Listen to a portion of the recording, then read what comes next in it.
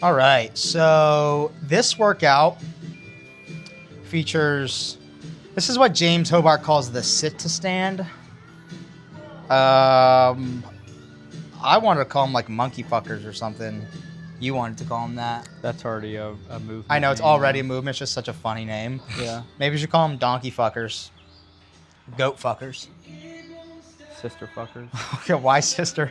I don't know. I was just trying to think of something redneck. That was probably apropos for us. Yeah, so we made this movement up.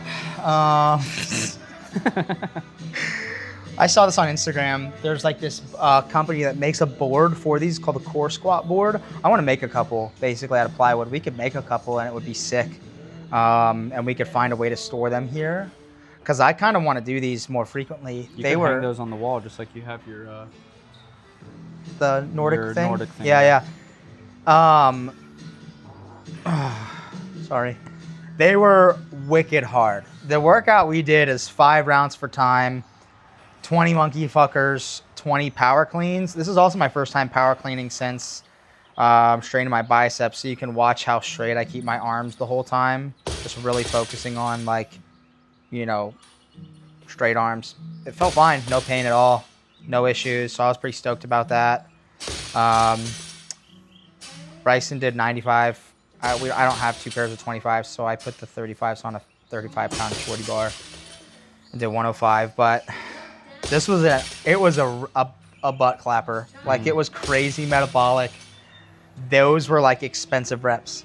Yeah. Expensive reps. I love movements that are expensive. Like, every rep is expensive. Like a burpee pull-up, a clean and jerk, a sandbag clean jerk over the pull-up bar, rope climb. I really have a sandbag clean, sandbag squat cleans. I have an affinity for expensive repetition exercises, wall walks. So these are like right down my alley. I saw them on Instagram. I was like, damn, these would be a badass workout. My first idea was 50, 40, 30, 20, 10, monkey fuckers and GHD hip extensions. Then you're like, hey, I want to do power cleans, and I think 20 and 20 is a better workout anyways. Turns out Bryson was right. 50, 40, 30, 20, 10 would have been so hard. That would have been so miserable. We also did a miserable 50, 40, 30, 20. Yeah, recently. I don't want to do it. Yeah. That one was my idea. But this is a good thing about us testing the workouts that we come up with too, because a lot of people would have just said, oh, that sounds like a good workout, I'm going to write it. These were wicked hard. I think I want to say we basically did the 20 straight through the first round, and then and then I did 5s for 2, 3, and 4, and the last one I did 8, 7. I did 5s 5. for the rest. Yeah. I did 6, 5, 5, 4 on the last one. Yeah, it was just a freaking raging butt clapper. Where did you feel it the most? I would say it was the workout in general was a lot of heart rate. So metabolic, but I mean like muscularly, where'd you feel it on this movement?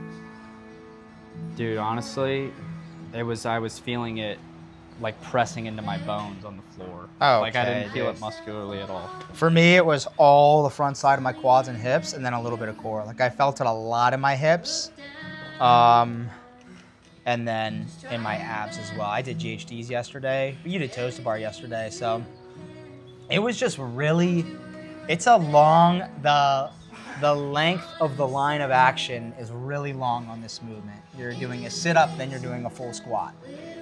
So there's just a lot going on, and I love these. I don't know the benefits of doing them unanchored versus anchored. I feel like anchored just makes it easier to do them in a workout. You think unanchored makes them easier to do because you can lift your feet off the ground. Yeah. It's like you can do like a whole hollow Right. rock. Or even like a true candlestick, which is where you use momentum more. I think this turns it into less of a skill and more muscular. Yeah. Which I like. It was hard. I think this is better for a workout. Yeah. Wow, look at Cooper just sleeping on the mat, just laying on the handstand push-up mat. Yeah, I was like trying to use my hips more, but my tailbone and like the bottom of my spine were hurting so bad I couldn't. I had to stop using my hips, and then it was making the reps even harder. Oh, Lizzie switched to hip extensions. She was supposed to do 10 monkey fuckers in a 1-minute hip extension hold. I guess she switched to hip extensions, went to doing 20. Yeah, she was able to do them fine too. There's a lot of ways you could set this up. You could set your barbell up low in a rack like that, strapping it to the rack with bands. I had her use the 70-pound dumbbells and just stacked a sandbag on either side. Bryson was doing them with the 70s without sandbags. And you weigh what, 180? So like I think even that's doable. This felt like the most secure way to do them. But yeah, I think there's, The 70s without sandbags, after I was tired, probably would have gotten worse and worse. You know what you could also probably do is you could probably take I bet you could take a gymnastics ring strap and do what we did with the barbell and just make the strap across the J cups and pull your feet under the straps. Honestly, that was one of the more uncomfortable parts of the workout for me. I was initially in my barefoot shoes, but I switched to my Ultras because they're a little more cushy and insulated on the top. Because the barbell was just made my feet a little sore. It was like I'm not gonna have a blister or anything. Yeah. I just like felt it. It's like catching clean in your collarbone. Right. Almost. Yeah, this was an awesome workout. Did you fail any reps? No. Did you? Failed one. You failed one? Yeah. I came close on a couple, but I just stopped. There's a lot of hands on knees in this workout. Yeah, there was a lot where like I paused and like had to catch my balance in the bottom, and then one where I actually couldn't. I just rolled back and did it again. Lizzie's shoulders are crazy sore. She didn't want to do anything with her upper body because we did that burpee fundraiser Saturday, and she did like 300 burpees. And she's not conditioned for 300 burpees. Let me tell you about a fuck ton of burpees. So her shoulders are just like mangled. So I thought hip extensions would be a really good midline, like. I think this and hip extensions are a really cool combo Yeah. workout anyway. I just was The light power clean is really similar. Yeah, the light power clean is super similar. But there's a million different ways you can combine this with other movements. Like this and GHDs would be a crazy redundant combo. Yeah. But yeah, I loved it. This is going to show up on Sentinel. We'll be programming this. Let us know in the comments if you have a good name for these. I want to coin a name for them that's like not catchy and like gimmicky, but like a appropriate name that sounds concise. I don't like sit to stands.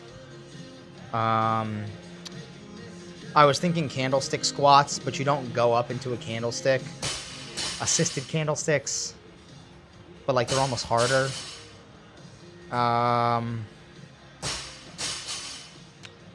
Foot anchored candlesticks. Foot anchored candlesticks. Yeah, I don't know. Sit-up squats, ab squats. Yeah, we gotta find out a name for these. Give this workout a try. Let us know what you think. 5 rounds, 20 monkey fuckers, 20 power cleans.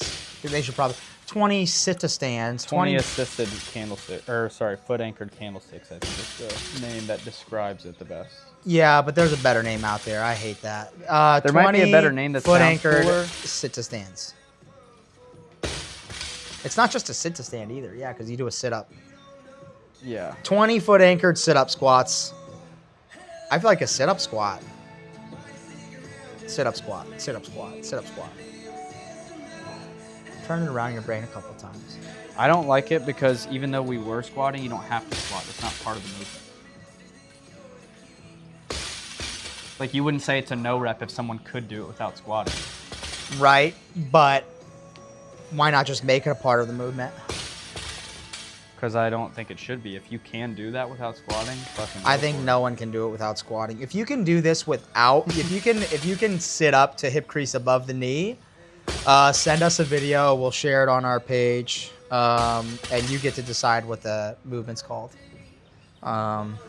Just no bad words. No really bad words, please. Give it a try. Let us know what you think about it. This was a butt clapper. Took me 16:07.